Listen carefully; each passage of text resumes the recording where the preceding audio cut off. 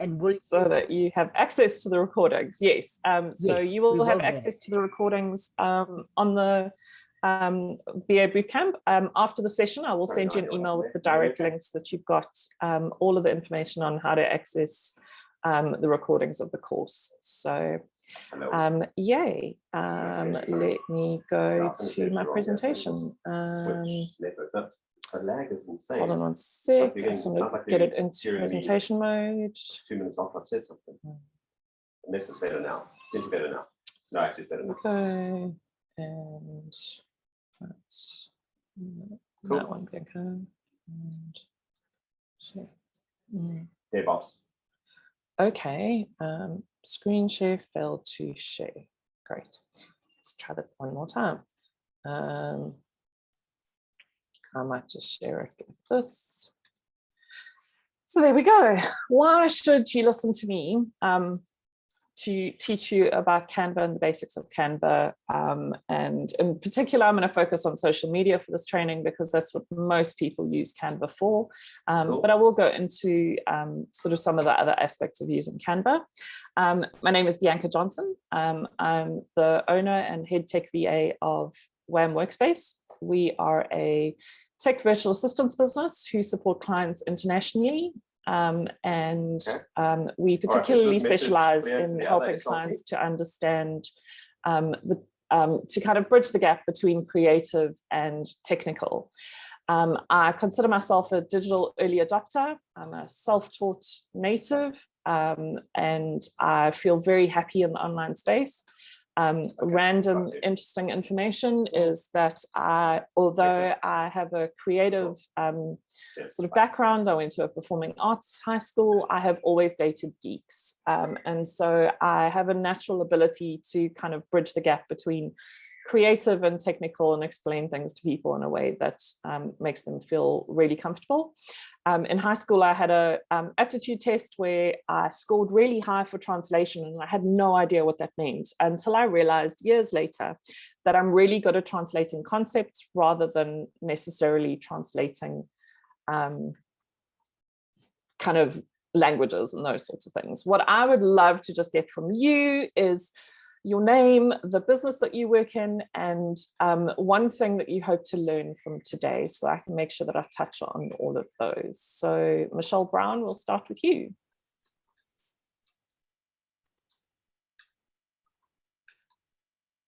If you're talking, you're on mute. Yeah, I clicked the Control A and it didn't work. Hi, I'm Michelle Brown. I have been working as a VA for about 11 years.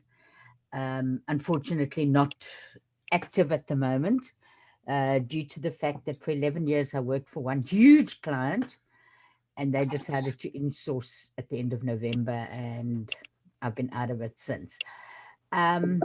Basically, what do I hope to learn today? I don't really know Canva. I've sort of dabbled in it, but so I want to know what it can do for me and how I can use it, basically. Awesome. Yeah. Awesome. Perfect. Keely? Hello. My name's Keely. I have, at the moment, I'm meant to be working abroad. So my mom thought that Canva would be a good way to just, learn some other tricks and hopefully help her out in the business as well with her posts and etc. and stuff. Keely's mom is an artist who we've worked with before, so she's helping with that. And then Michelle and Adrian are both on my team and are just here for moral support. And I think Michelle joins every training because she's fairly new to the BA training space and is, she says she learns new tricks every time that we're on here. So always good. So yeah, so what is Canva? Why do you need it? And just a little bit of an introduction to the Canva homepage and those sorts of things. So Canva advertises itself as a democratized graphic design tool website. So basically what that means is they are creating graphic design for the people by the people. So the whole idea is that it's very simple to use. There's a lot of guidance. You get a lot of templates and those sorts of things. And a lot of what I'm going to do is help you to figure out how to tweak those in order to look good for your business or the businesses that you're working in. Graphic design is the visual communication of images, words, and ideas arranged in a pleasing way or to evoke a certain response. That was like the dictionary.com definition. But I think it's quite interesting to kind of keep that in mind. So you're either wanting something to be pleasing or you wanting to evoke a response.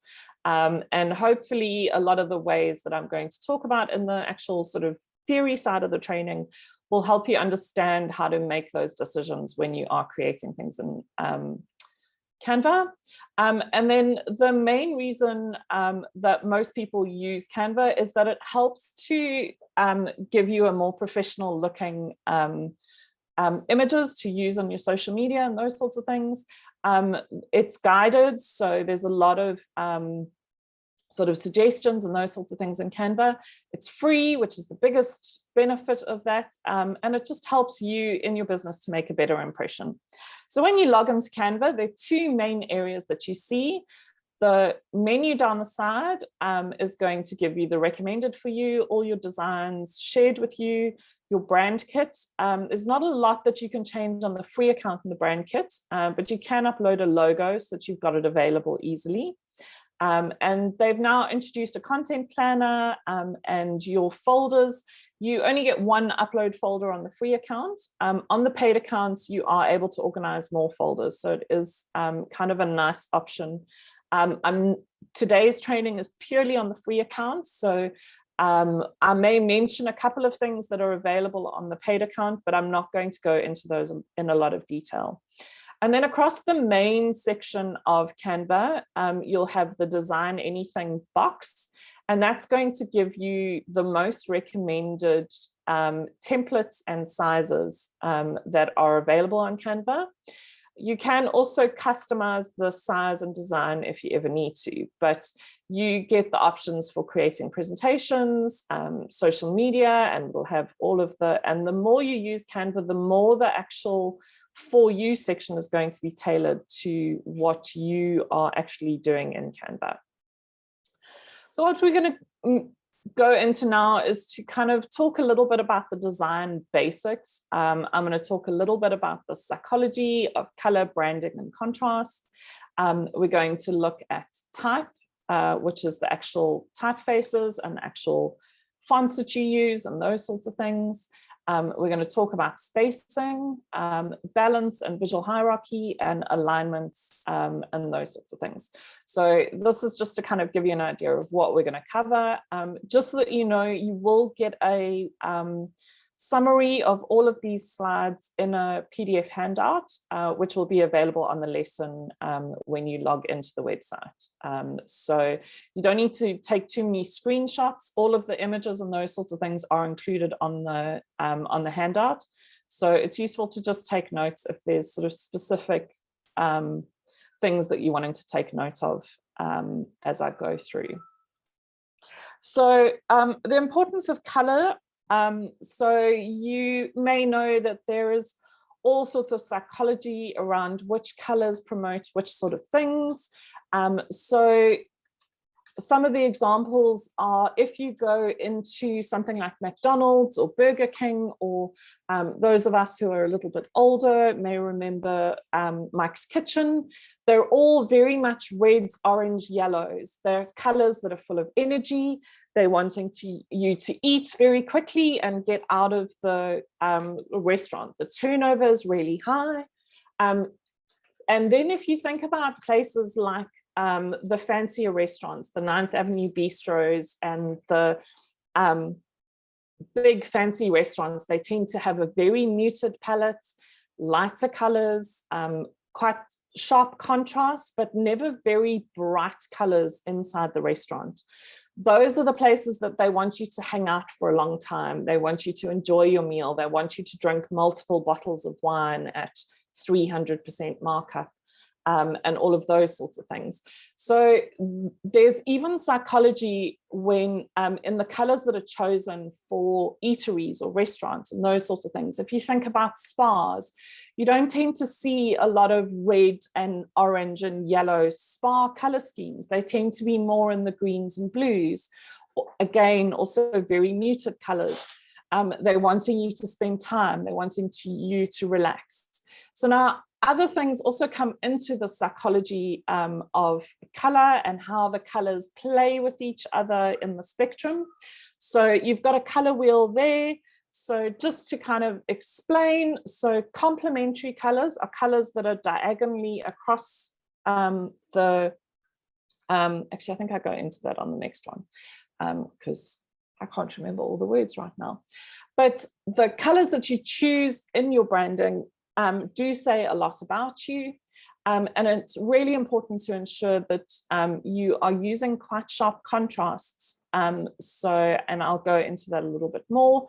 Visual hierarchy also lets you know kind of what is important in an image. So the more primary the color, the more it's going to draw the eye. So the primary colors are your red, yellow, blue, or in light red, green, and blue. And those primary colors are going to draw the eye into an image, and the more and the secondary colors and those sorts of things are going to add more context and those sorts of things. So I love this one. There are so many color wheels with so many different versions of what the colors stand for and those sorts of things. So it's worth going and having a little bit of a Google. But so as you can see there, red and orange, energy, enthusiasm. Yellow is often represented for intelligence. Greens, you've got your change and growth and renewal. Blues, you're moving into balance and harmony and trust. And the pinks and purples, wisdom, intuition, creativity. And it's quite interesting if you think about creativity is often a combination of energy and wisdom. And so you kind of see the colors sort of joining together there. Harmony is kind of a combination of sort of trust and growth, and you're getting into balance and harmony. And so it's kind of interesting to look at the color choices. So primary colors, like I mentioned, are the red, yellow, blue, or red, green, blue, depending on if you're talking about paint colors or light colors. Complementary colors are the colors that are opposite each other in the color wheel. And so those colors, it's important to remember that they really stand out from each other. So if you have complementary colors together, they're going to make each other pop. So the whole yellow and sort of dark blue purple, if you think about a lot of color schemes that have got sort of golds and navy blues, you've got the trust and intelligence, but also the colors play really nicely together. Red and blue, they show together. They can also sometimes feel like they clash a little bit, but it's just important to kind of know how these colors play together.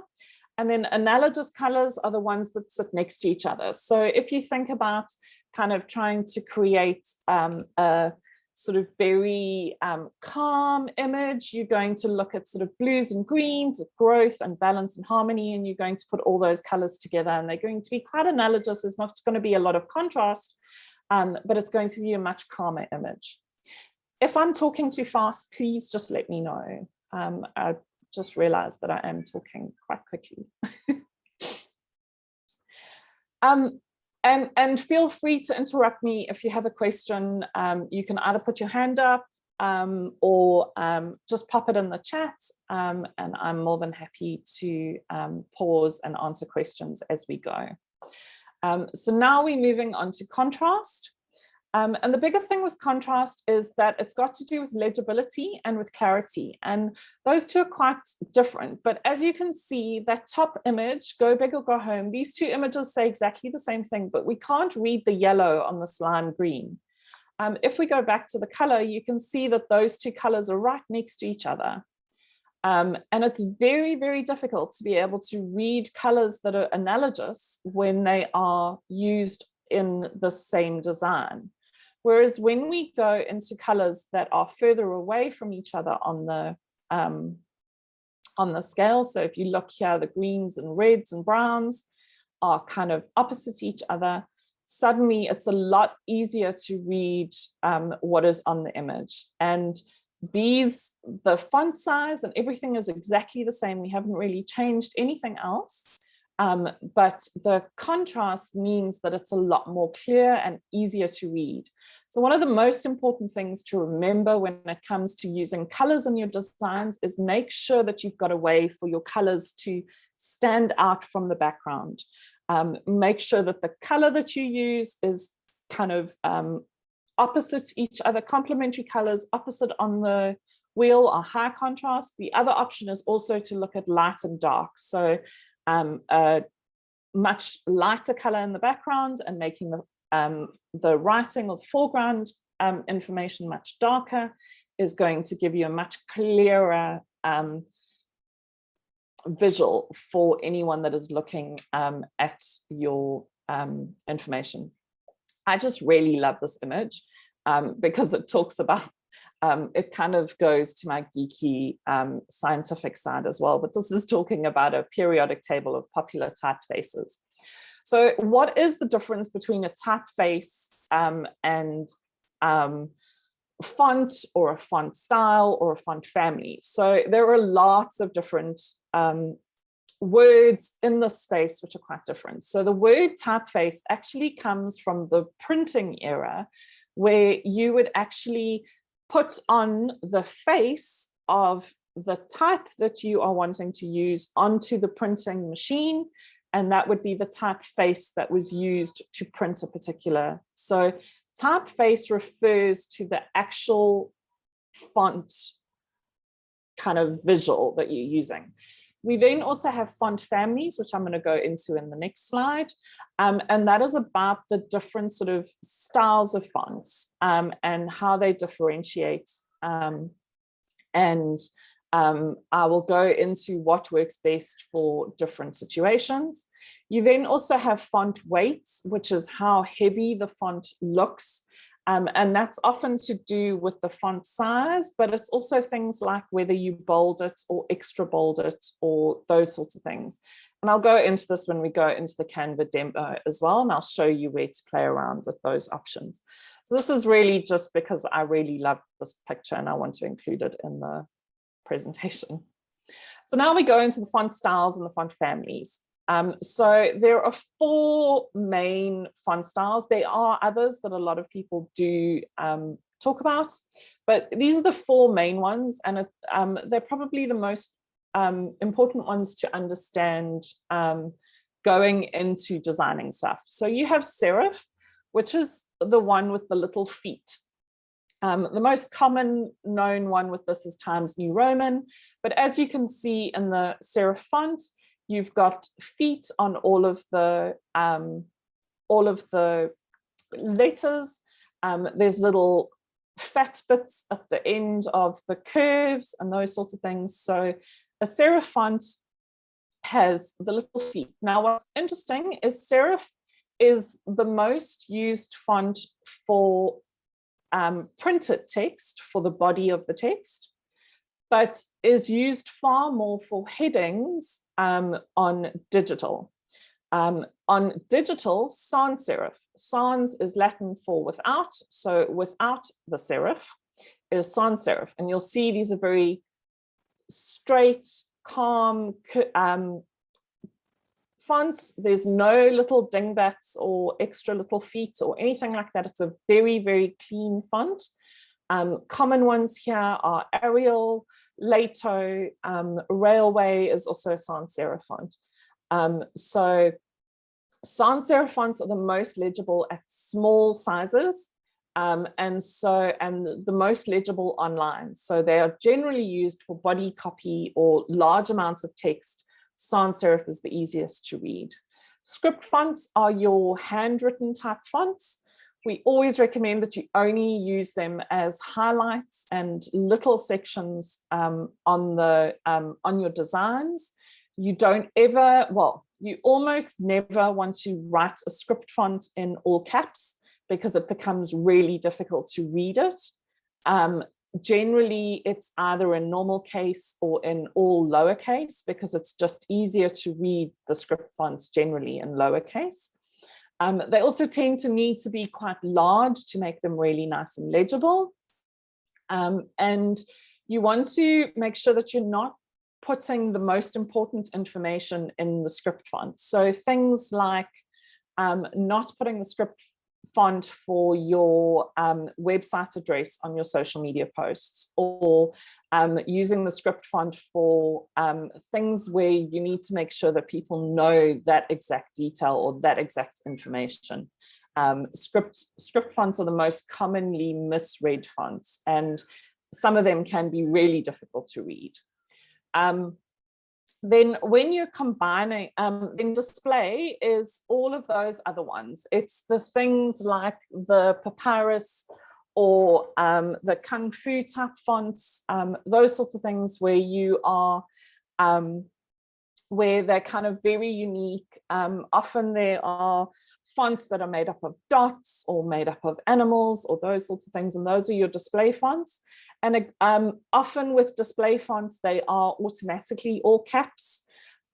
So again, very similar to script fonts, you want to use them to draw attention, or you want to use them just in your logos. You don't want to be using a display font for long sections of text. It makes it too difficult to read. And so display fonts, again, are also used for headings or highlights, trying to draw attention to the page. So this one, I want to talk a little bit about spacing, balance, and alignment when you are creating images.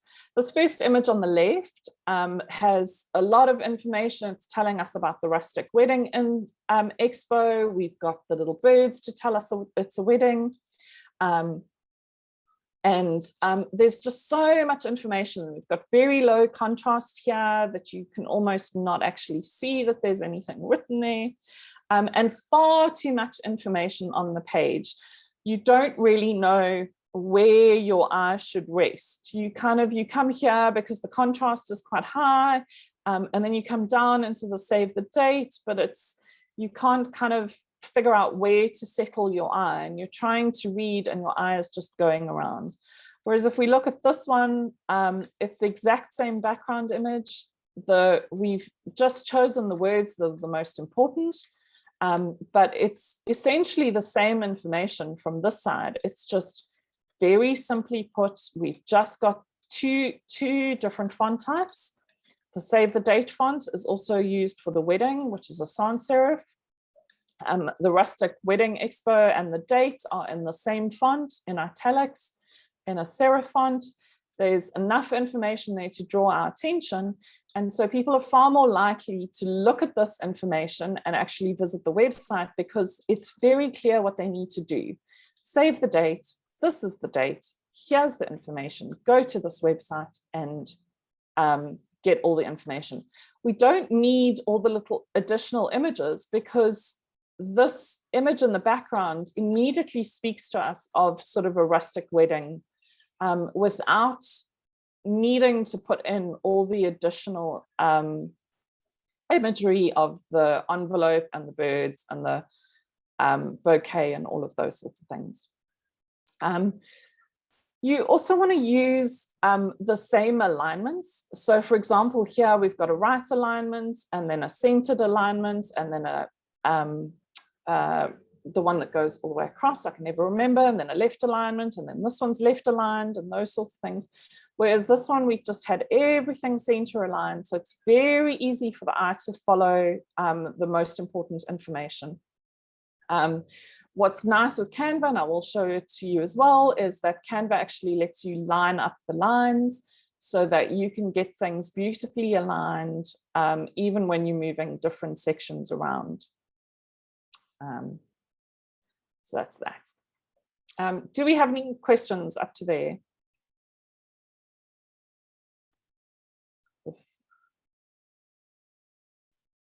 Cool, I'm going to move on. So we're now going to talk about images and about finding images and using images, those sorts of things. So One thing to sort of touch on here is stock photos.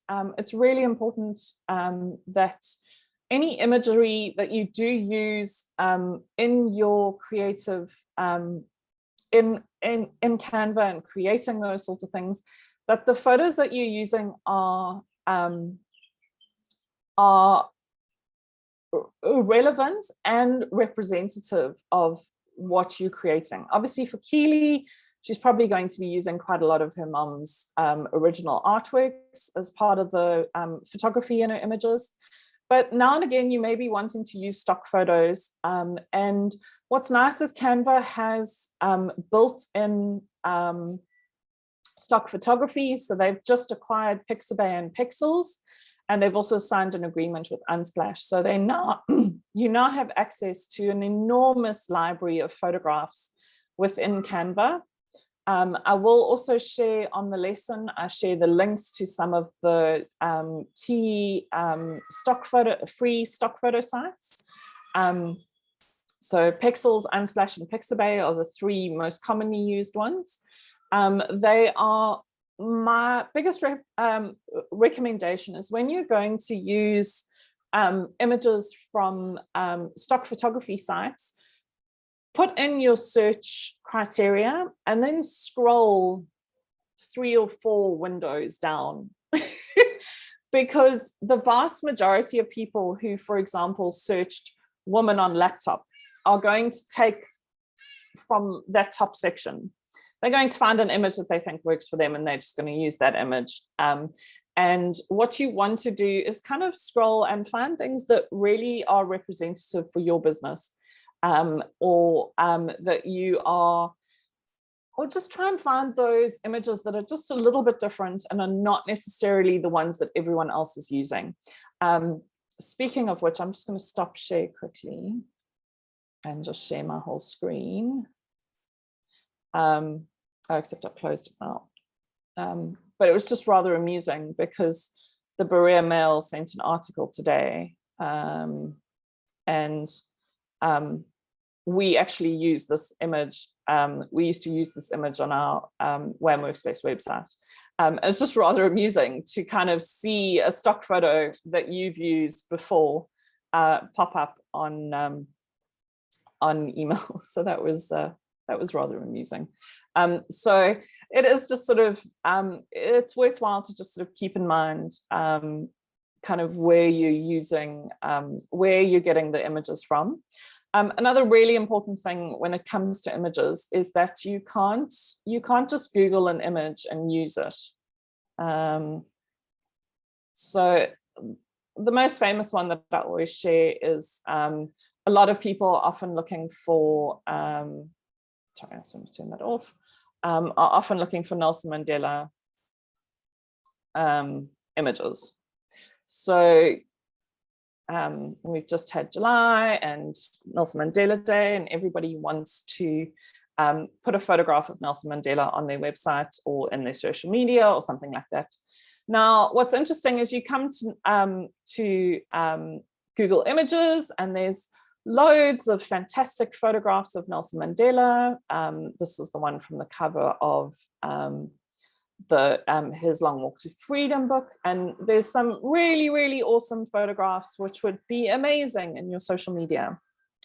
But if we go to tools and click on usage rights and choose the Creative Commons license, which are the images that we're actually allowed to use for free, you can see here that suddenly we don't have a lot of those really cool images that we liked. Because they're not actually common license. They're not free to use images. What's interesting is Matthew Willman was the speaker at KZN Women in Business, and this is one of his photographs. That one, this one, this sort of dark image as well is also part of Matthew's repository. And most people who use these images have to pay him 10,000 Rand to use that image on their on their website or in their media and those sorts of things. So it's important to know that you can't just go onto social media, onto Google Images and just choose an image.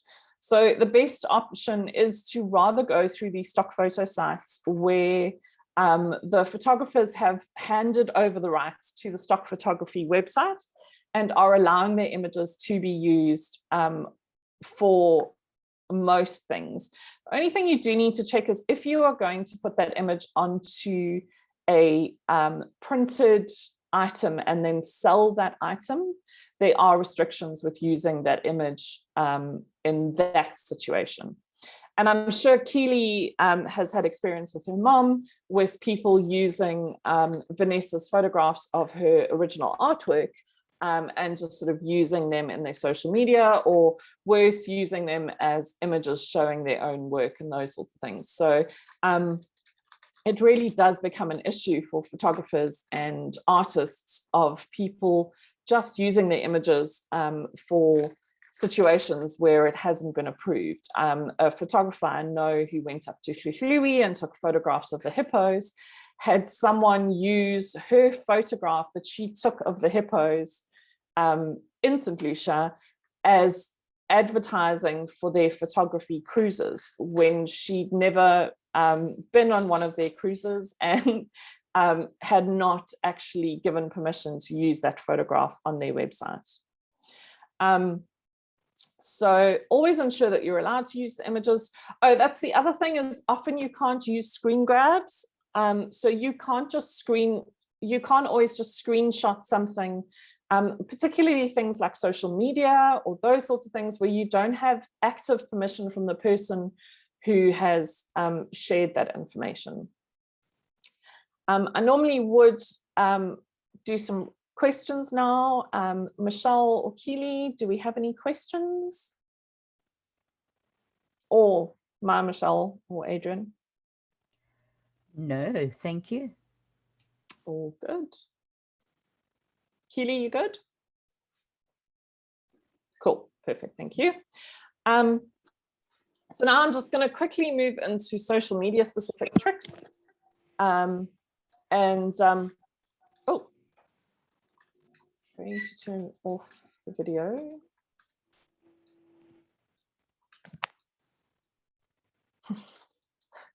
Sorry, Keely, turning off your video there.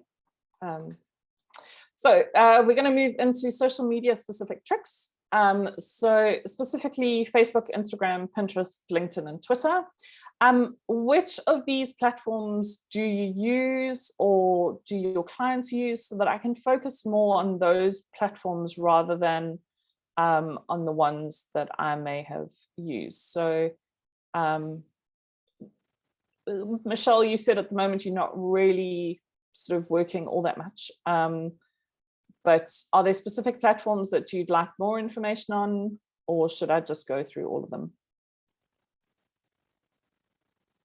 Okay, cool. Nope, that's perfect. I'll go through all of them. No worries.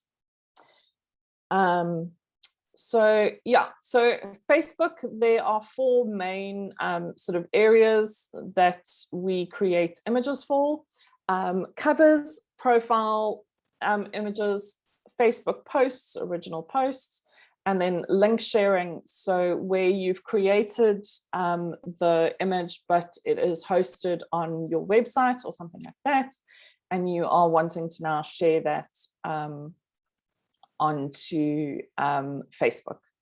So with Facebook covers, they display in different sizes depending on what device people are looking at. And now with the new Facebook style and look, most people never actually see the cover. So it's only really if you like scroll up again, sort of once you go onto a page, that you actually will see the Facebook cover. But generally, kind of the very center of the image is the safe zone as far as creating Facebook covers. So the far left and right are only going to be visible on desktop. They won't be visible on mobile. And the very tops and bottoms are only visible on mobile and not visible on desktop. So Facebook crops the image depending on which platform you're looking at. So generally, we recommend that you keep the very center of the image as the safe zone for any important information that you want to share. Also, when it loads onto Facebook, then the profile image for the page will often cover up this section here. So you don't want to have any important information in the sort of bottom left corner of your Facebook cover either. The other thing that I often see, which is really frustrating for most people that are using Facebook, is that people will load an A4 image, or they'll load a much larger image and then just sort of crop the Facebook cover to show a smaller section and have things like click on cover for more information. That is really not good practice.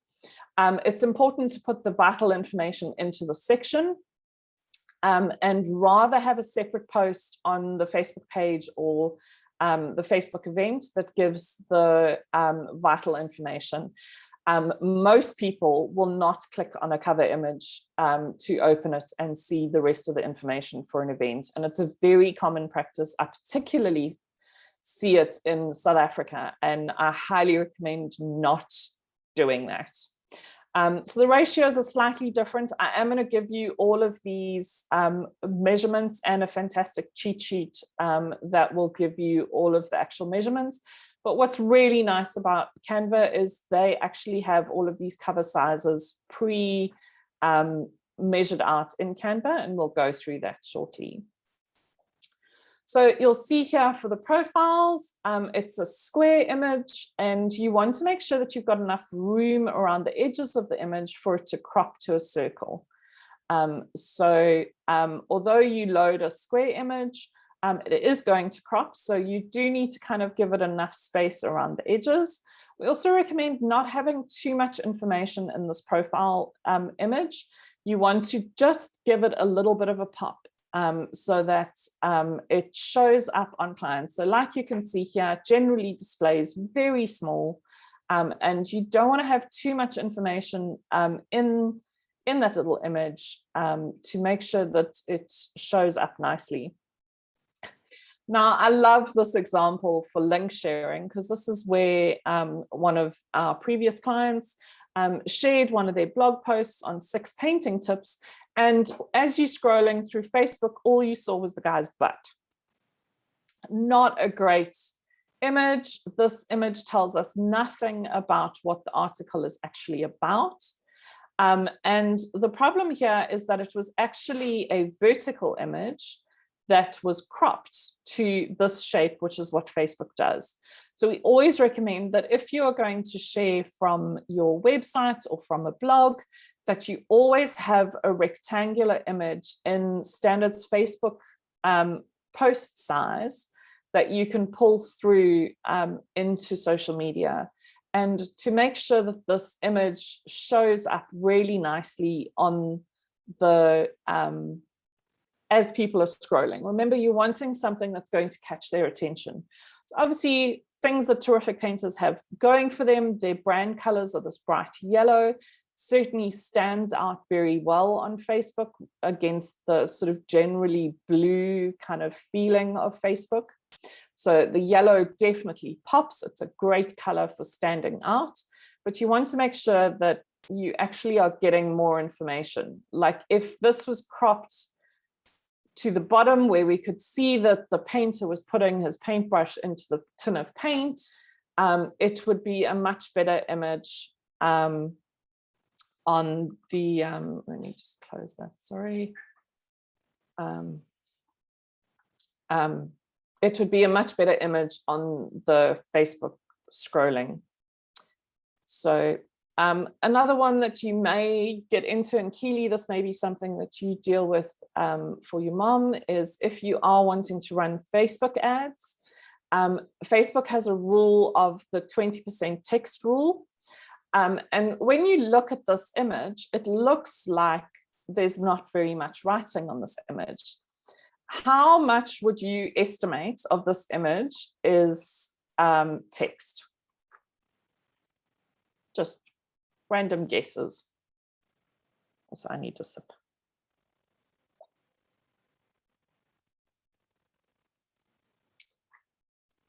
Any guesses? 10%, 30%. Yeah, exactly. 15. Okay. So if we now go to Facebook's text overlay tool, we discovered that 36% of this image is text. Because what they do is they put this grid over the image and you block off each block where there is any text, including that tiny end of the S in that block on that side. So this image would not pass for advertising on Facebook because there is 36% of the image is text. So if we were to literally just move the whole text box slightly smaller, we now have 16% text, and this advert will run. We haven't changed anything other than the amount of surface area that is covered with text. It's changed the size slightly, but you can see here, so that image is okay and will run to everyone. This image has too much text and will have a very low reach on Facebook. All we've changed is the position and the placement of that text in the image. So it's little things like this, and sort of knowing it's highly likely, Keely, yeah, that there's too much text. That is definitely a situation that could be an issue. The other thing is if you are using videos, that the music in the background could be an issue. But as far as adverts and still image adverts, the chance is the most likely chance is that there's too much text on the actual image itself, or there is a possibility that it's something to do with the words that are used in the headers and the content. But that would be training for another day. So I'm going to move on to Instagram quickly. So Instagram, again, you've got your profile, your posts, your stories, and your IGTV cover. So IGTV is Instagram's version of YouTube. They've sort of recently, in the last few weeks, announced that they are going to be focusing more and more on video in Instagram as well. So a lot of push towards stories and IGTV in Instagram.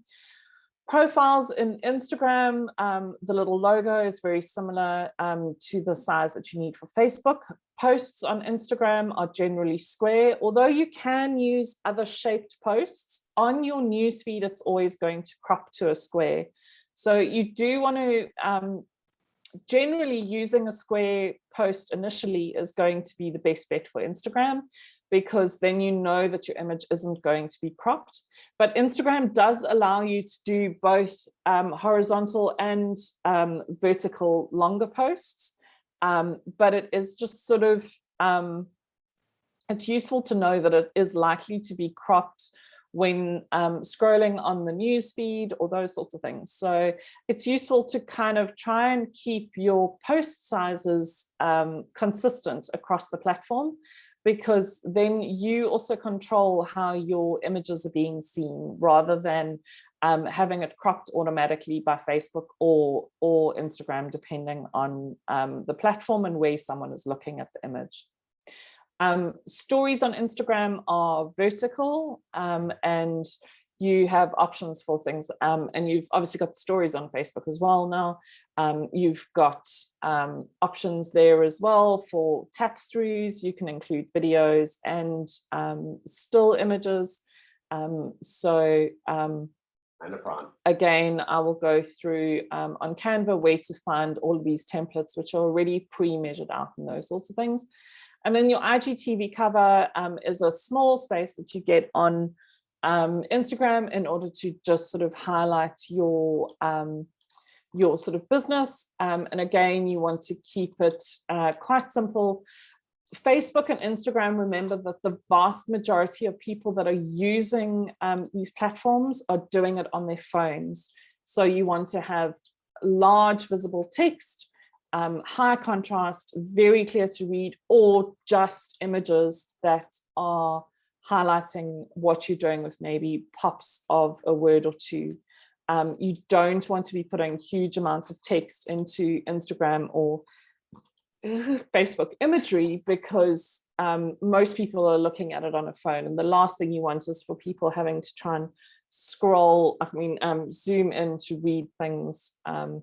They're unlikely to stop and read something if it's not legible at first view. So just moving into Twitter, LinkedIn, and Pinterest, profile images on all of them are square. Post images are different sizes, generally the same size for Twitter, LinkedIn, and Facebook works well, the horizontal rectangle. Pinterest obviously aims for much longer vertical images. What is nice with Pinterest is that they are more and more supporting different shaped images, and so you've got a lot of options there. And then the link sharing across most of these platforms are fairly similar. You just want to make sure that you're keeping the majority of the important information in the center of an image as you share it. And now I'm going to move into a live demo in Canva. Do you have any questions on the theory yet before we move into this? And for this, I'm quite happy for you guys to unmute and just ask questions as I go. But I will just do kind of a bit of a show around, and then I will open up a image and just sort of show you how to play around with the different things, and hopefully you can learn something as I go. Any questions yet? Nothing, thanks. Cool. Super. So like I mentioned, I'm just going to minimize everyone out of here. So like I mentioned, this is the Canva homepage.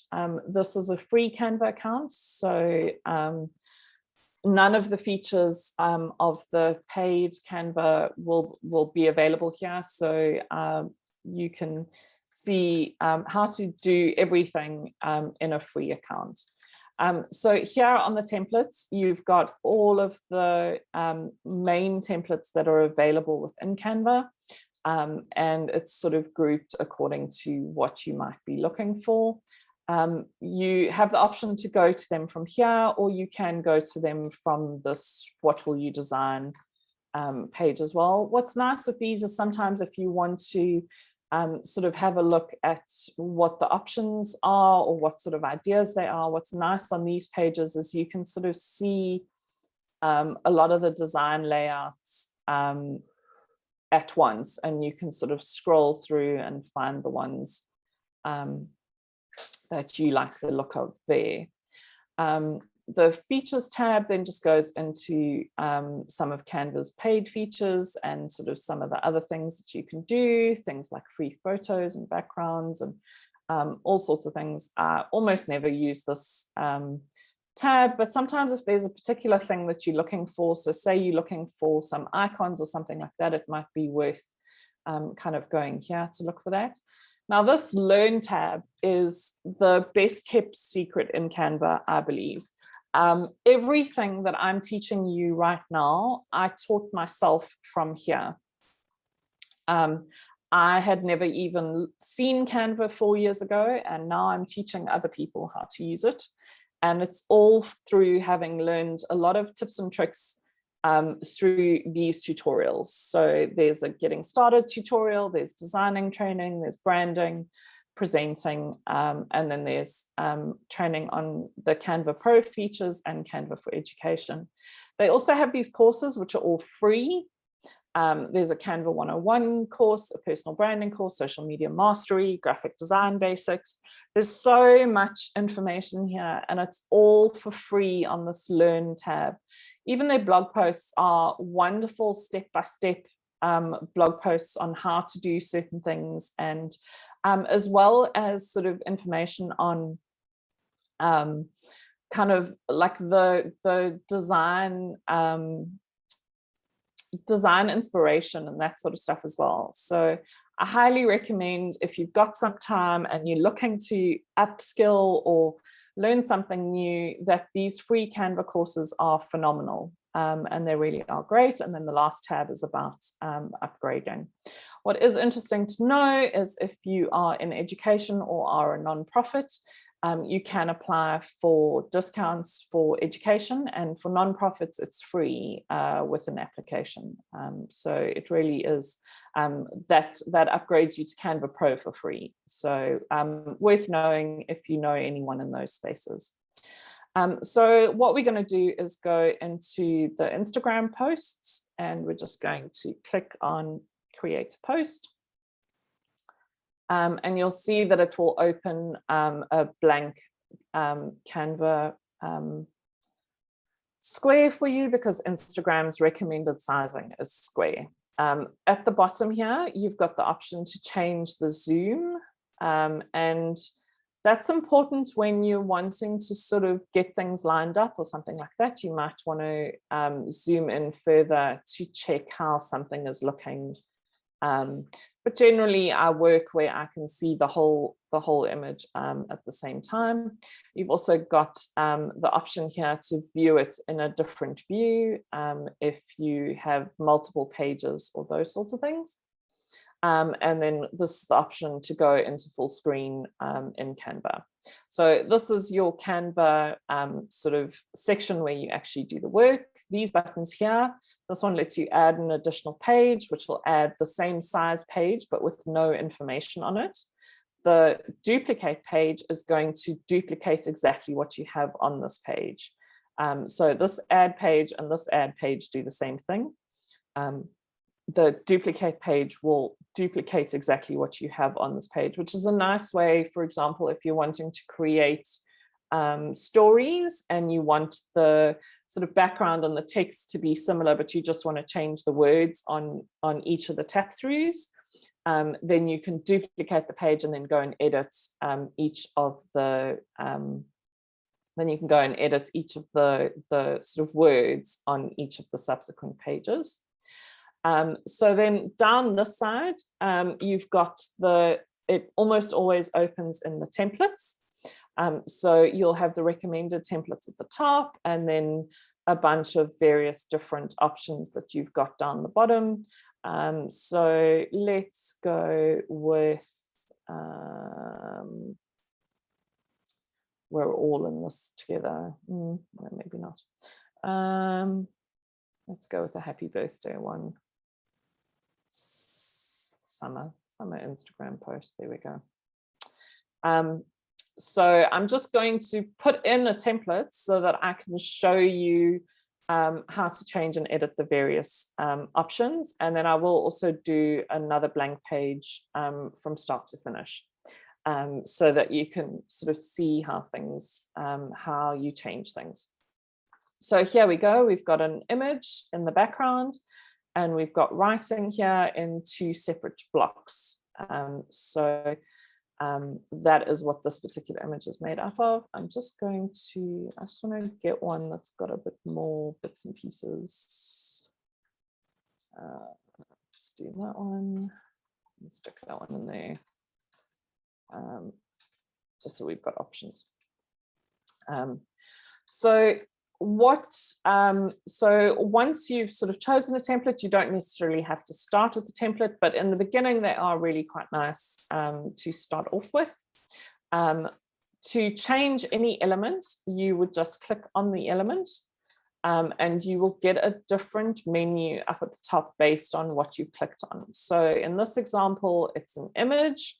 So we have the option to apply some of the effects, although most of them are paid. You've also got the filters, which are all included for free.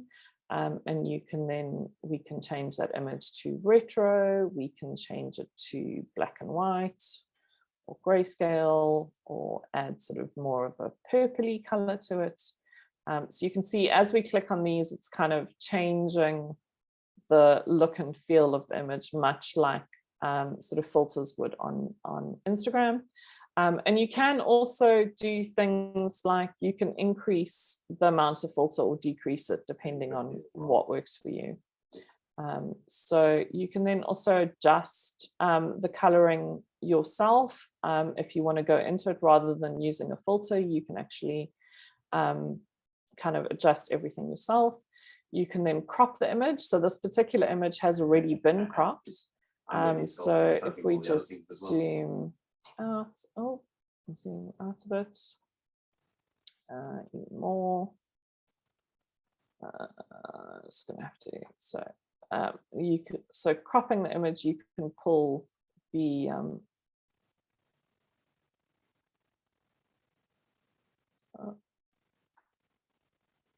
so you can see now the boat has moved into the wrong place. So if we now want to just increase that size and move it around, now we can see that the boat is now above the text and those sorts of things. To do, you don't have to go to the crop. You can also just double click on the image and it will open up that crop option for you. You do also have the option to flip the image. So we could flip the boat to be going down instead of up, or this one doesn't really work because it's very symmetrical. But if, for example, you had someone sitting on a couch or something like that, and you wanted to flip the image to show up the right way around, you could do that using the flip option. You then also have the option here to adjust the transparency, which is going to show whether whatever's behind it shows through better or not. And then the lock option, once you've kind of know exactly what you want, you can use this lock option, which will then not let you move that by accident while you're working on other parts of the image. I very seldom use the lock option. Now we move into the text, and you have the option here to change the font. So here we go again with the font sizes.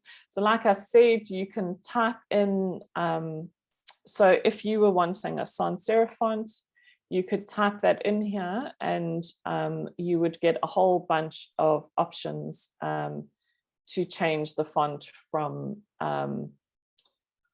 what you were using to any of the other sans serif fonts, or if you were wanting to change it to a calligraphy style, it would then come up with a bunch of different options, and you could choose the one. What's nice is it does show you what it looks like, and just be aware that these ones with the little gold crown are on the Pro account only. They are non-Google fonts, or fonts that have sort of allowed Facebook to Canva to use them. So you'll see here, putting large amounts of text in a script text makes it quite a lot harder to read. So if we go back to a serif font, and we can perhaps go to this red serif, and there we're back to a font which is much more legible. As you can see here, these two bits of text are actually two separate blocks, and they have been grouped together. So how you would do that is you would not have it highlighted. There we go. So when you've got the solid blue edge, you can then highlight the two pieces, and you have the option to group. So in this situation, we would need to ungroup it first and then group it. But say, for example, the other trick that I'll show you in a little bit is how to create a drop shadow so that something stands out. So for example, well, actually, let's do it now. So in the font, you can change the font, you can change the font size, you can make the font bold or not, italics or not. I was going to say, let's just go to Open Sans, because I know they have a number of options here. So you'll see here that Open Sans has a number of different options. And this is what I was talking about when we were talking about the weight of the font. So you've got standard, Open Sans Light, Open Sans Extra Bold. And each of these, so for example, if we chose Open Sans Light, we can still bold it as well, which is going to be not as heavy as if we chose the regular Open Sans and then bolded that. So you have quite a lot of options when it comes to certain of the fonts. Not all of them have all of the different options.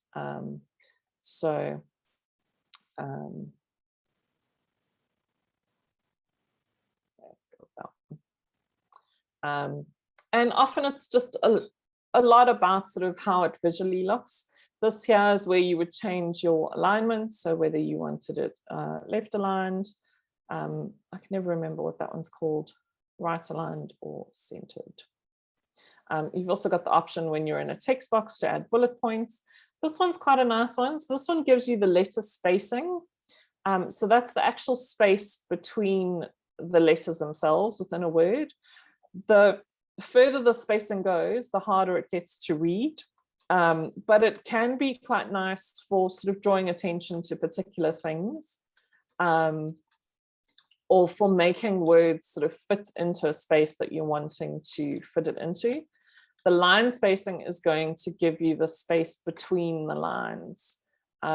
So that one's quite a nice one. I mean, you can see there it starts to get really difficult to read, but also when you get like too far apart, then it doesn't flow as well either. But again, that's something that you can use, particularly if you're using something like a script font and you're wanting to move something to be closer to something above it or something like that, as an option. And then the anchor text box lets you decide where in your box of text your text lives. Does it live at the top? Does it live in the middle of the box, or does it live at the bottom of the box? Obviously, in this particular box, it doesn't really matter because we're filling the box.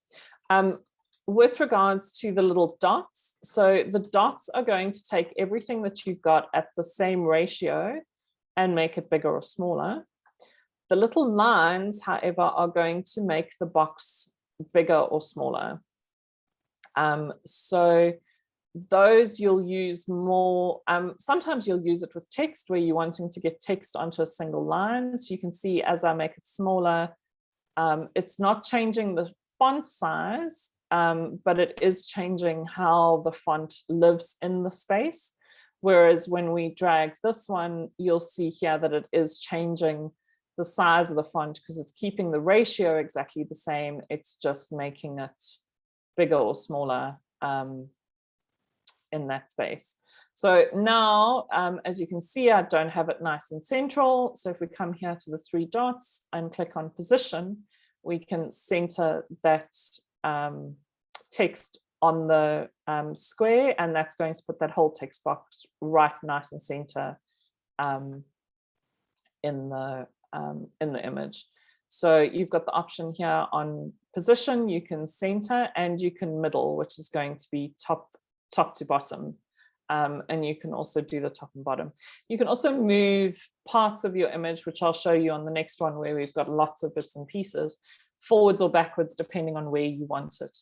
So say, for example, we wanted to now create what's called a drop shadow. We want to make sure that this image kind of pops a little bit more. So what you can do here is I just go here and duplicate this image, and then we click on the new image, and let's make this actually, let's make it this like yellow. There we go. So you are now going to go to position, and we're going to move it backwards so it's behind the white writing. And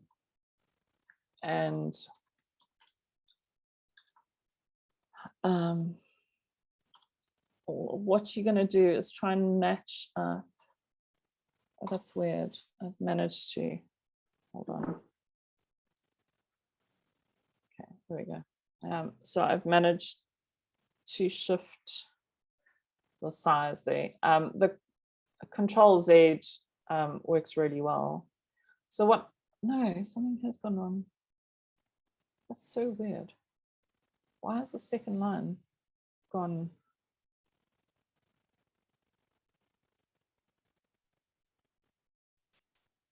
Okay, so I'm just trying to use Control Z till we get.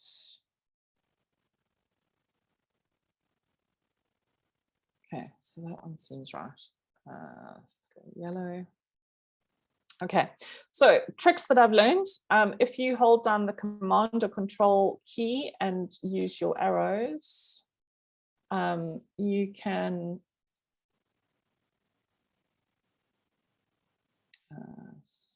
hover and get the right one. So that's the yellow one. Yeah. So you can use your arrows to move the block. So what you want to do is sort of match it up in the background. I have no idea why this last line is so weird, but okay. And then what I do is use the arrow keys to bring it down 2 or 3, and then left or right 2 or 3. And that one looks really, really bad. But then what you can do is if you go to the effects, you can then 47.5.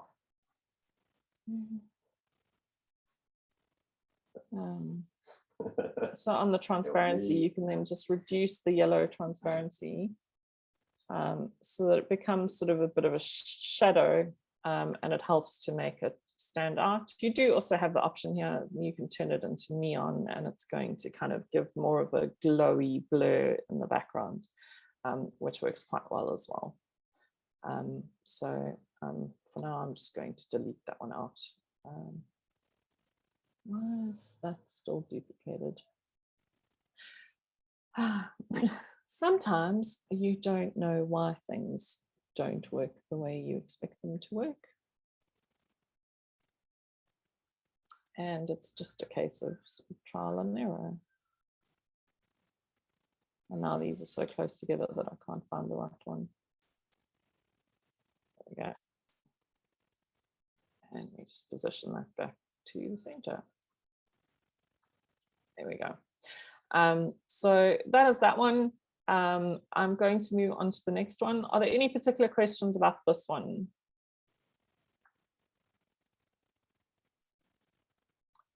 Like I said, feel free to unmute yourself.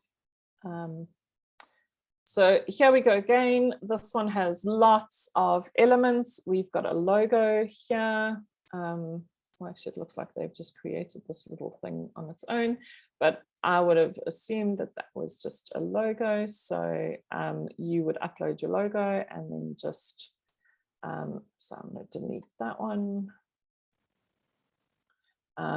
Position this and then drag the corner to make it the size that you would like it to be. If we now wanted to change this image, you could go here into elements and go to photos.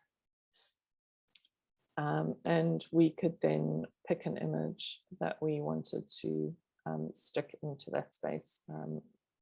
What is quite nice is you can now search. So in your Canva search, you could, for example, search purple back flowers. Let's go with purple flowers.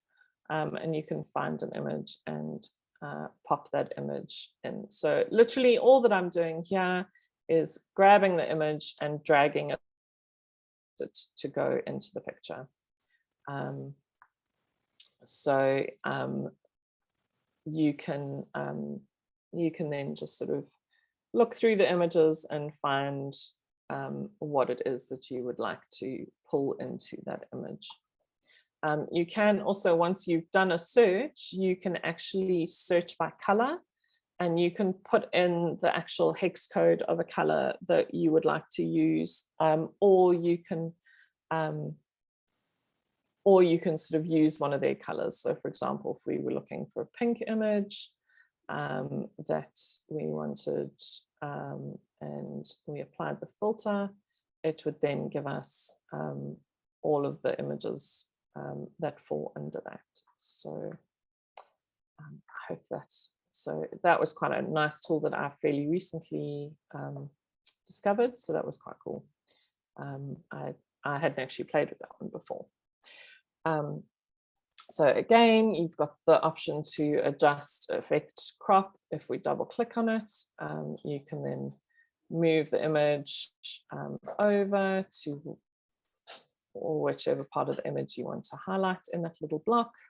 And then, like I mentioned before, the little lines are going to let you drag the image in and out of the actual visual. And this sort of dragging stuff in and out can actually help quite a lot if you're trying to create sort of angled lines or something like that, because you can then use this little toggle which lets you move things around at different angles.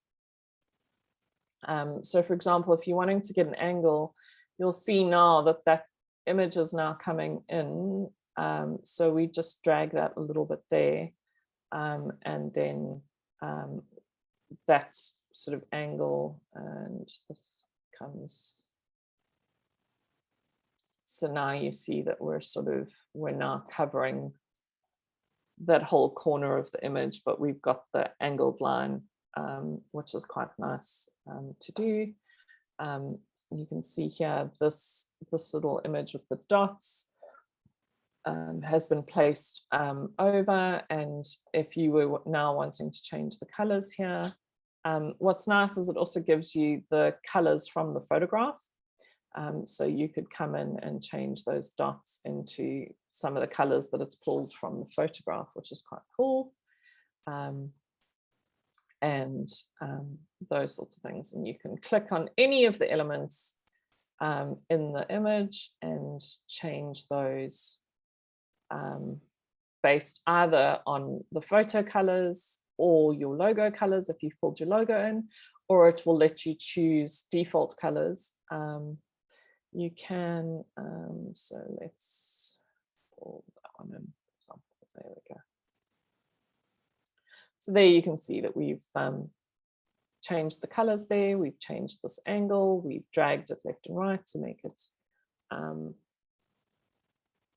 of a different side. Oh, there we can see that corner still needs to be dragged over. There we go. So we completely changed that image from the template that we used, and we've made it more on brand for us, but we've still got the quote and the styling that they supplied us with, which is quite nice. So that's quite cool.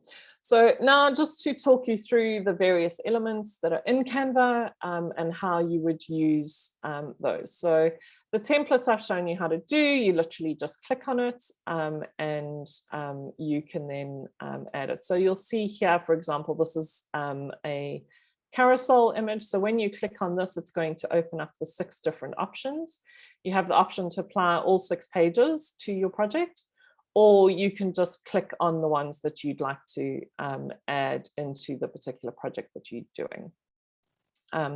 So the next tab is your elements, and I'm just going to clear this.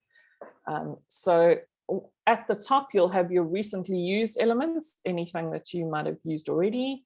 You've also got a couple of options at the top here. As you use things, it will change what shows at the top here. Lines and shapes are, if you click through to the see all, you'll see that you've got things like arrows and lines and then the various shapes. So one thing that a lot of people complain about is there's no rectangle. However, when you click and add the the square, you'll see that you've got the option to drag the square into a rectangle. And so you can create sort of bands of color, and you can move that around, or you can change it into the rectangle, any shape, sort of rectangle that you want. And again, you can change the angle that it goes. And that angle option is available for everything. Text, you can move your text. Most things will let you toggle the direction that it's in. The same thing with the circle. You can turn the circle into various oval shapes as well. So although in the list it gives you the oval, it is gives you the circle, you can actually turn it into various oval shapes as well. So that's just to keep that one in mind. Some of the others you can't necessarily, so like a star only lets you make it bigger or smaller, and etc. But kind of the most common sort of question that I get is, there's no rectangle and there's no oval, but if you adjust the square or the circle, you can get to those shapes. You've also got all sorts of options of hearts and those sorts of things in various different colors that you can play with as well. So that's lines and shapes. You've then got the little graphics, which are like the icons and those sorts of things. Again, they've got the features. The gradient one is quite nice. It lets you sort of add gradients in various sort of little color pops or smudges and those sorts of things. So if we add that one, you've then got the option here to change each of the colors. So if we make that into our brand colors, or you can see that doesn't show off on the pink one, let's make it the light pink and maybe the teal, and there we go. So you can see as you click on the blocks, you can then change the colors. You also have the option, so if for example you'd used a template, if we used, for example, that blue template where it had the 6 and although we want to use the style, that blue is not really the blue that you would use in your business. When you change the color on something, so it'll give you the option here to change all of that color into the new color. And when you click change all, it'll change it across all of your projects. So that's quite a nice way of just sort of quickly changing a template from a color that you don't use to a color that you do use, and then you can go in and sort of tweak each design. So that's the graphics.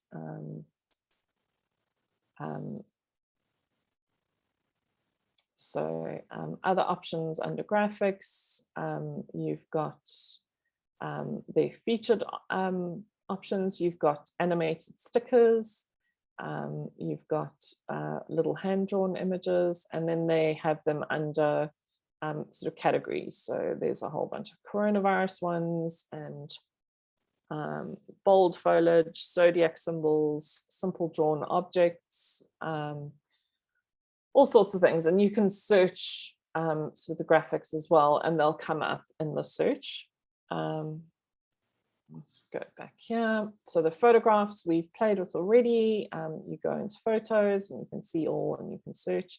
You can also import videos, audios. Charts let you create sort of various different charts. I'm going to, so the other one I do want to focus on is just the difference between frames and grids, and just how to play with grids as well. So grids, when you initially click on a grid, it takes over the entire page. However, as you can see, you've got these little handles. So you can change the shape and the location of that grid if you want to. But you can make it bigger than the page, smaller than the page, all of those sorts of things. It took me a very long time to realize that I could actually adjust the size of the grids on the page. It's worth teaching you now so that you don't have to wait to learn at a later stage. And if you go into this, the grids go in an order. So you've got 1, then you've got variations of 2 grids, then it goes into variations of 3 grids, and etc. and so on. And the way I find it is I look for this vertical. So you've got the 2, the 3, there's your 4, the 5, 6. So if you know that you've got sort of 4, 5, 6, 7 images that you want to put onto an image, I would scroll through these grids, find the vertical one that's got the number of images I want to include, and then I know that the next sort of couple of layouts are all going to give me the option for 7 images, and you can figure out which of those images will work best for you. Just know that if you click on a grid again, it's adding it over the previous one. So you may want to just highlight it and delete the previous one so that you've only got the 1 grid on the page. Another thing to note is you can also adjust the spacing. Yeah, spacing. So that is going to be the amount of space between the images on the grid. So 0 would be everything is touching. And then obviously the bigger the number, the more space it's going to show behind. But that's quite a nice option if you're wanting to sort of highlight different images and you want to have a clear space behind it. What I would do is just click and move, and you can adjust the background color. So for example, if we make that the teal and then we move our grid back on, you can see that we've now got that sort of teal border. But obviously it looks a bit funny because we've got this big border between, but it doesn't match on the edges. So I would possibly sort of move the grid in from the edges and just sort of mirror that spacing that we have between the images around the border of the image as well. You can also, instead of using an image, you can just change these to blocks of color. So you could click on the photograph image, and instead of pulling a photograph in, you can just click there and change the color of that block and sort of have a sort of visual blocks of color or something like that, and then put your text over that as well. So that is grids.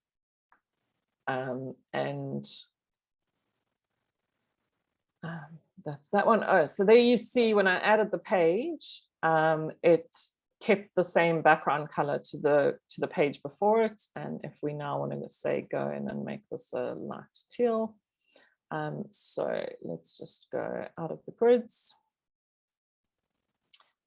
If we go into frames, so frames are going to give us a way to be a little bit creative with the image that we put into our Canva design. So you've got sort of things like curvy lines, you've got you've got torn bits of paper. So now this one is actually, well, now I'm actually not 100% sure. So let's have a look at this one. I just want to pull an image in. Yeah, so this is actually 3 images. So generally where there's the cloud and the ground, it's its own image. But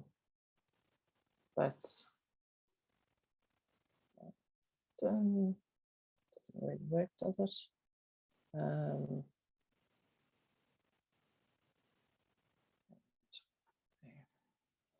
but that just sort of shows you kind of what you can do. And I think you can also change, no, okay, let's undo that.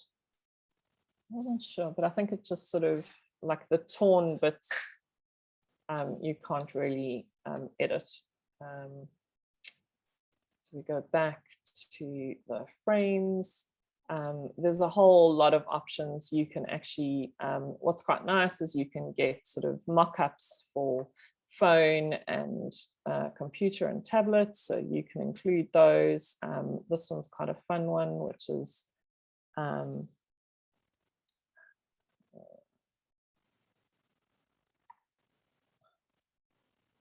so this one would kind of give you sort of like an airplane window or something along those lines that you could use. And there's some quite nice options. There's books.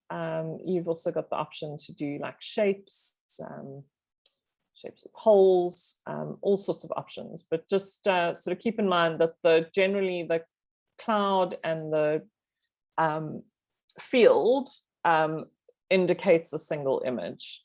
So here you'd have the option to put 3 separate images in. This one is actually going to give you one image chopped up.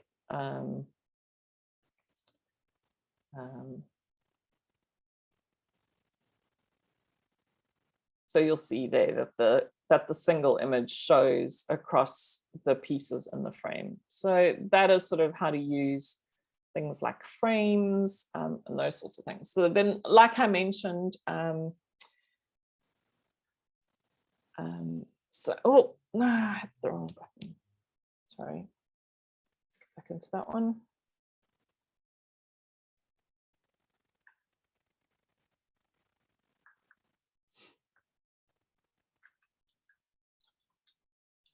So now if we add text in here, you've got options at the bottom here of sort of pre-designed text by Canva. What's quite fun as well is if you were looking, for example, a happy birthday.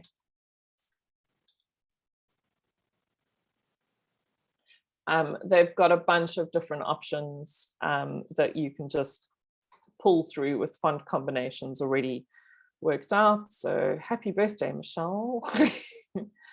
And then you'll see here, so as I hover, let me just make this a bit smaller. So as I hover, there's that solid purple line that's running down the center of the image. That means that I have the image centered on the vertical, on the horizontal. So it's in the middle. And then if we scroll up, you'll see it goes to a solid line across the middle. So that tells us that we're vertically and horizontally. So that happy birthday, Michelle, is now dead center of the project. But if we hover this over now, you'll see there's a dotted line in the middle now. That is telling us that we're now centered on that gold paint frame that we put in. And so we can then, so if I now move that up, so happy birthday, Michelle, and the gold image are now centered against each other. So if we then wanted to group these, we would go here and where's the group option up there? But even if we just move them together, it would now move those together. You can see the pink square that shows up on the edge of the screen, around the edges of the and that is telling you that you are sort of in the safe space, centered on that image. So if we now want to change this color to make it stand out a bit more, you can see the red and the orange doesn't really stand out. But if we go with the black or the dark green blends a bit too much into the background. And that sort of light gray isn't enough of a contrast with the yellow to make it that legible. So probably best to go with the black in this particular situation, but we could maybe change the Michelle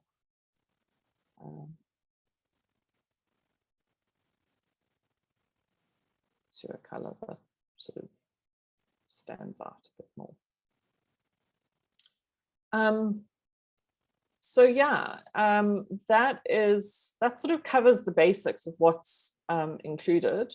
Uploads would be if you wanted to find a particular image that you wanted to pull in. So if it was an image of your own, you would just add the image here. And then more just gives you other options. You've got options for backgrounds. These are basically just images that they feel work better as a background. And you can just drag it in. And if you hover it, it will automatically add it to the background of the image for you. And now the Happy Birthday Michelle with funny gold doesn't work at all. But we could add, for example, add that one in. And now we've got sort of the crumpled paper. And I thought the photos normally has its own, yeah. So on my other accounts where I have a paid account, the photos is normally sitting in a tab here on its own, not in the elements section, because I use it so often that I prefer to have the photos show up here. It just makes it easier to search photos separate from searching other elements. That is certainly an option as well. What is quite nice is it does save your recently used images. So everything that you've used recently will show up at the top of most of the sections. So that's quite nice if you want to sort of come back a few days later and work on something similar. So yeah, so that is everything that I have to show you right now. Is there anything in particular that you would like me to go over or that you would like more information on? Are there specific questions? Would anyone like to share their screen while you create something and have me point you in the right direction? I'm going to stop sharing for the moment.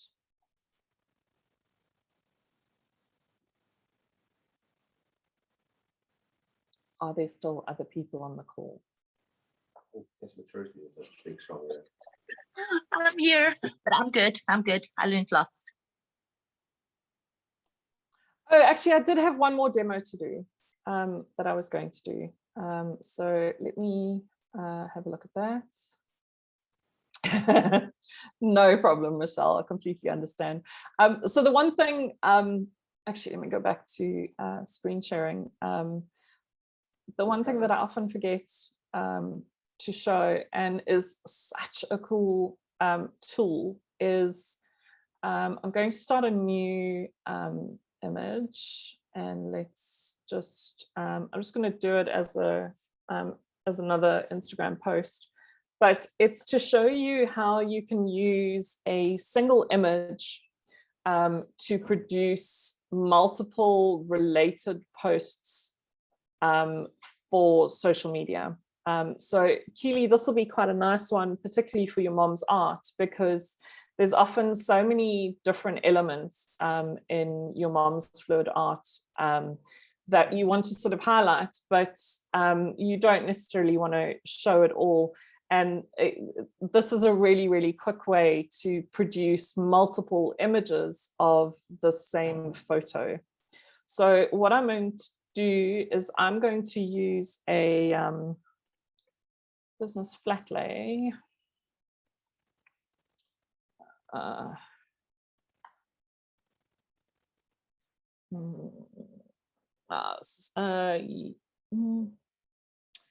Okay, these are all pro photos.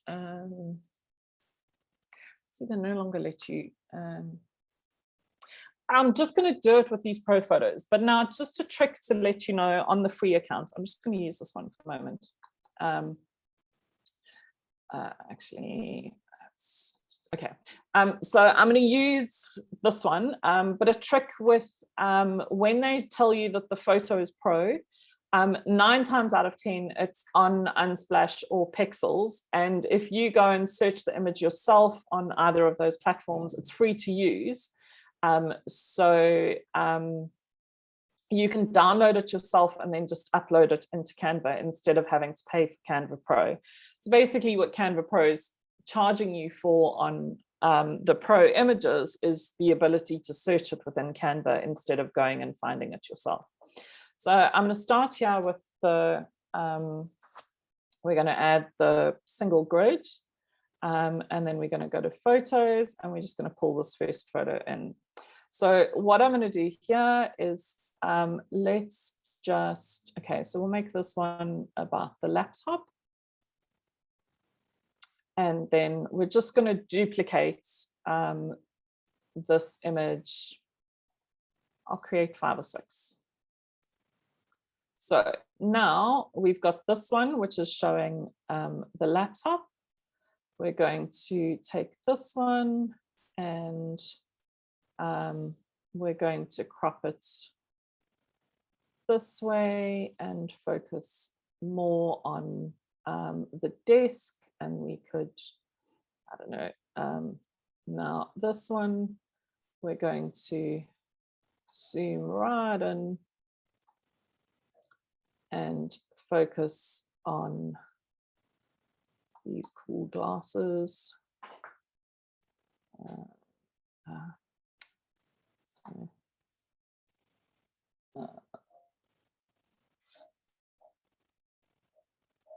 I really dig those glasses. This one, we are going to focus on the inbox.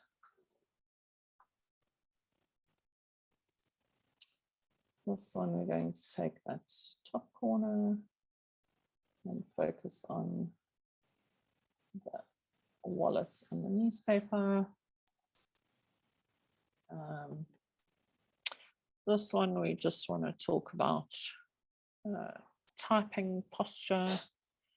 So we'll just focus on the hands and the keyboard.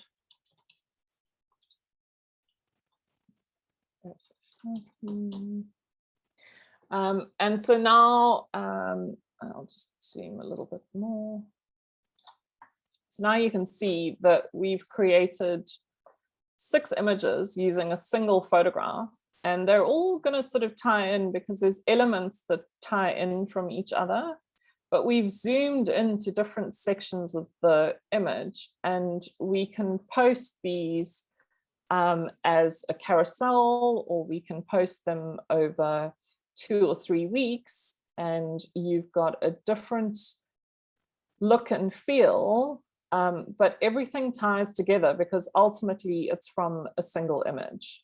And this is probably one of the most fun ways to use stock photos, because our images don't really tie in with that whole stock photo. But it all ties together, and the sort of colors and those sorts of things sort of really tie together, and we know that they're all sort of related and that sort of stuff. And you could see how something like quite a busy, sort of something like this one with the this one with the flowers, you could focus on the laptop, you could focus on the flowers, you could focus on these flowers down here, you could do a complete zoom of just the clipboard. You'd have all sorts of options. Sorry, let me zoom that out a little bit. But you could sort of zoom into all of these different sections and create multiple posts that you could use. And it's a nice one to use for kind of art and those sorts of things. I mean, like if you look at this one, you could have this image kind of as your main image, and then you could zoom into various sections of this and write sort of something different about each of these separate sections. Yes, so on this one, this Canva Pro watermark, that is because they want you to pay for Canva Pro in order to use that image. But I mean, for example, let's go find this one on Unsplash.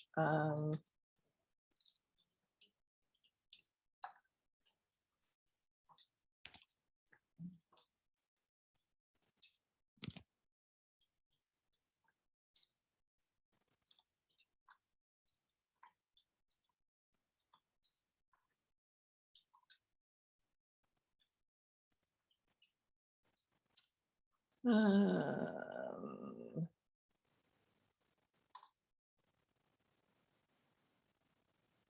maybe it's not an Unsplash.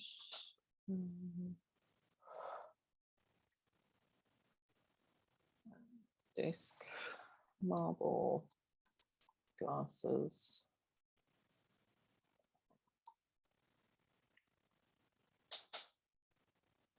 It really is just focusing on the brown, isn't it? It's not giving me just flat layers at all. Go. Okay. Thanks, Unsplash, for being completely useless. See if we can find it on Pixels.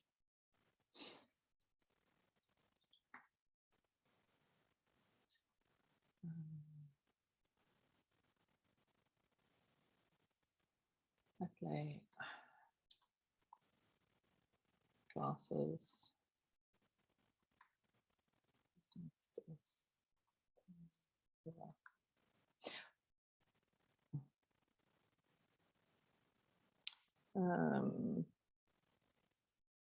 That's the same series because that's the same desk. So tips and tricks to find what you're looking for.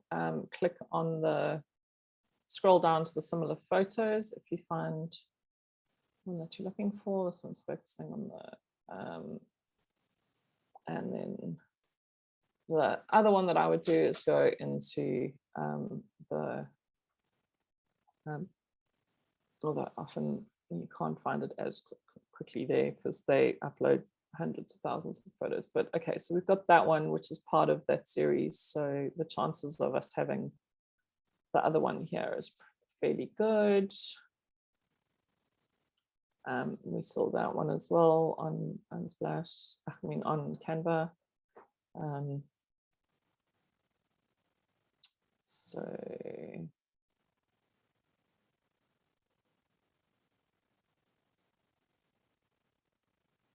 sometimes it takes a little bit of work, but sometimes it might, if you find something that you like, you might actually, if you search those terms, you might actually find something that will work better on Pixel or Unsplash, and then you can take it from there.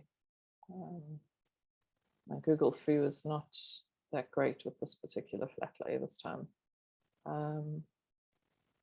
But like I mentioned, scroll down, use some of the images that are further down, and do use that sort of crop and the crop and move options in Canva in order to sort of use different sections of the image rather than just using the flat lay exactly as it is. I hope that helps and makes sense. So that is everything that I had planned to share today. If there are specific questions that anyone has, I'm more than happy to answer your questions. But yeah, so if you purchase Canva Pro, then you get access to all of those images automatically. There are also a bunch of other benefits of Canva Pro, things like scheduling automatically from Canva into social media, and as well as the quick resize, which is quite a nice option. Are there any other questions? Thank you very, very, very much. I've really learnt a lot. I'd love to get the recording so that I can just go through a few things, and I will be in touch. No problem at all. But you get lifetime access. So you have a copy of this recording for as long as VA Bootcamp exists. And so you can come back and watch it now. You can watch it in a month's time. You can watch it in a year's time, whenever it suits you. And on that actual lesson as well, I will have links to the main sort of stock photo websites that I use. And I will also be sharing a link to Louise M is a social media blogger who I follow, who keeps a very detailed, updated list of social media image sizes on her website. And I will link to that on the lesson as well, because it is my go-to whenever I need to check what is the best format for something for social media. So I will link to that on that on the lesson as well. But you will have access to that for life. And I'm always on the end of an email, so feel free to contact me if you've got specific questions, or if you need me to record a little loom for you, which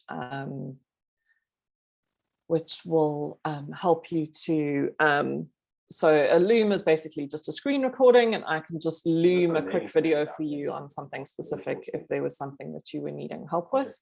And yeah, Michelle is just mentioning there are a few different websites that you can use for color palette creation. So I'll just show you Coolers quickly, which is quite a fun one.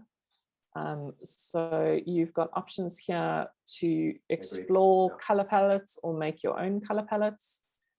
So if you explore, you go to the sort of trending color palettes that are out there at the moment.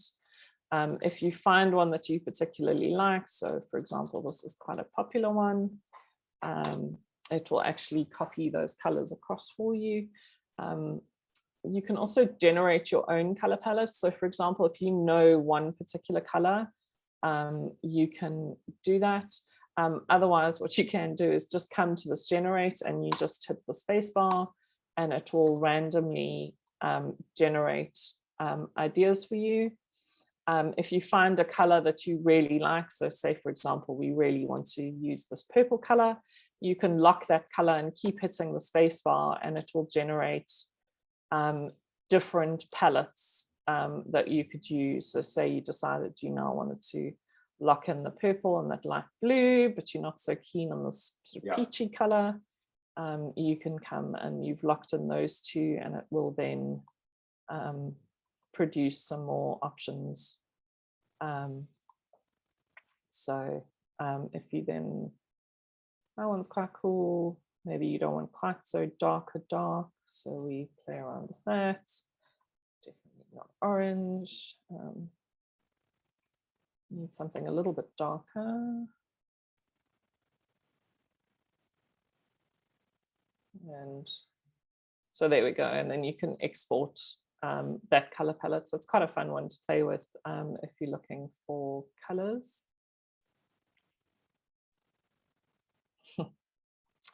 Cool. So yeah, Coolers is great fun. So it is a fun one.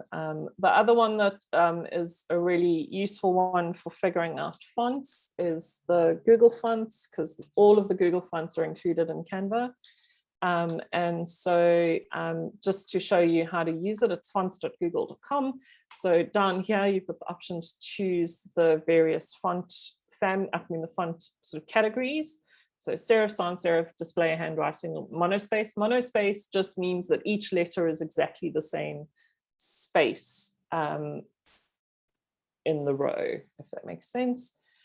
So you can get serif, sans serif, display, and handwriting fonts that are monospace. So there's that one. And then you've also got the font properties. So How many options do you want? How thick do you want it? Do you want it to have a slant or not? How wide do you want the font to be? So you can play with those if you want to. What is quite fun is you can also, if you're trying to match a font to something that you've seen, and you can't figure it out because you want to try, you need to type it in. You want to see how a particular thing looks in that font. So for example, you could then type in what you were wanting to say, and you can then scroll through the various fonts. So say we wanted to now, for example, find a, let's keep it a display or handwriting font. And now we can sort of scroll through and see which of these fonts are the most legible. Do they show what we're talking about? What does it speak to the brand that we're using? Those sorts of things. So I know a lot of people get stuck on coolers. I get bored with fairly quickly. I can spend hours and hours in Google fonts, playing with different fonts. And once you, so for example, if we decided that we wanted to use Allison, if you click through onto the font, it will then also give you options of and show you what it looks like if you pair it with different fonts that Google has. So it'll show you pairing it. If you paired it the other way, the spectacle kind of shows you there. It's probably not a great combination. Cool, that's new, thank you.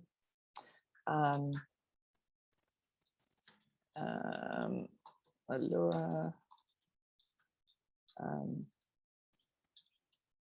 So it'll give you some sort of popular pairings of fonts together and those sorts of things, which lets you play with that quite nicely, which is quite fun. You can also come and look at like all of the characters, because not all of the fonts will have, for example, not all of the fonts will have all of the special umlauts and those sorts of things. So you want to just check a font that it actually can do all the things that you might want to do with the font. We discovered a particular font on one of our clients' websites did not have the number 1, which is quite random, but it meant that all of her prices, which we had written in this particular font, didn't have the first one. So instead of something costing $13, it was costing $3. And we could not for the life of us figure out what was going on until we discovered that the actual font itself did not have a number 1. There are sort of certain numbers that are important, 1 being one of them. So it was rather amusing. We had to go through and change all the fonts in the website to a different font in order to make sure that the number 1 actually showed. So fonts can be funny. The other place that you can look for, which I will link to on the, is another sort of website that I sometimes get lost in, and that is Creative Market. And Creative Market lets you shop for graphics and fonts and all sorts of templates and add-ons and all sorts of things. But it's quite a nice option if you're looking to purchase a fancy font. What is quite nice as well is they have every week they have 6 free things from their website, which include graphics or fonts or templates or add-ons or all sorts of things. So it's worth signing up for their newsletter, and every Monday you get an email letting you know what that week's free things are, which is quite fun. I've bought, or rather I've downloaded far too many fonts that I will never use, but they've got all sorts of font bundles and all sorts of things. So that's quite a nice one for fonts. It's also quite a nice one for images and graphics if you are looking for things like icons that relate specifically to your industry, or kind of like the look and feel. They do lots of these sort of vintage bundles or kids type stuff. So loads of options on here. And like I said, lots and lots of freebies that they often have available. I own this. Lots of things on here that I own. I have an entire folder on my computer, which is just creative downloads. But there's also some quite interesting, so you can purchase templates here for Canva. And this is where someone has gone and pre-created the Canva templates for you, and you get big bundles. I mean, 3,000 infographics and presentations, 430 Instagram designs for business coaches. So you've got loads and loads of sort of templates that you can purchase in here, which you would then just import into Canva and edit from there. So these are really, they can be really useful and help you not have to think too much, because they're quite sort of nicely themed around a similar design and those sorts of things.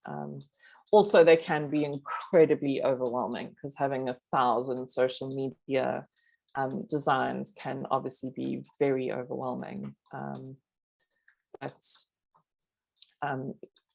It is an option for if you're ever looking for stuff. You'll be surprised at how quickly you can